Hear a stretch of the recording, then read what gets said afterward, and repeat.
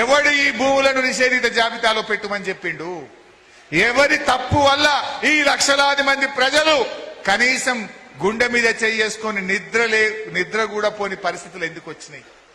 నిద్ర లేని రాత్రులు గడపడానికి, ఇన్ని లక్షల మంది ప్రజలను బాధ పెట్టడానికి కారకుడెవడో అతన్ని శిక్షించాలా వద్దా? ఉటిగానే సారీ చెప్తే అయిపోతుందా? అంటే వాడెవడో వస్తాడు, మర్డర్ చేస్తాడు, మళ్ళీ వచ్చి సారీ అనగానే మాఫా? దొంగతనం చేస్తాడు వాడు, ఇంట్లోకి వచ్చి అంత ఎత్తుకపోతాడు, సారీ అంటే మాఫా? ఇప్పుడు ఇన్ని లక్షల మంది ప్రజల ఆస్తులను నిషేధిత జాబితాలో పెట్టి రేపది తీసేసినా ఎవడన్నా కొనమంటే డౌట్ పడతాడు. ఏమో వీడు మళ్ళా తీసింది కానీ మళ్ళా పెడతాడేమో, ఇది ఒకసారి అట్లా పోయింది కదా అని ఎవడు రేపు కొనేటోడు కూడా కొనడు. 10,000కి పోతే 5,000కి ఇస్తావా లేకపోతే కొన అంటాడు.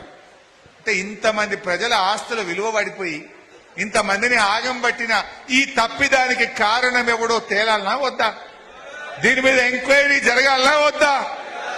అందుకే తక్షణమే ఒక సిట్టింగ్ జడ్జితో విచారణ జరపాలని ఇలా బీఆర్ఎస్ పార్టీ డిమాండ్ చేస్తా ఉంది.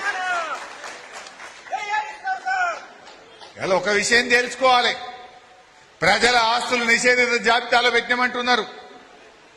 మర్యాద కొద్ది తీసి తప్పు చేసిన వాడిని శిక్షించి నిర్ణయం తీసుకుంటే మీరు బతుకుతారు, పరిష్కరిస్తే బతుకుతారు.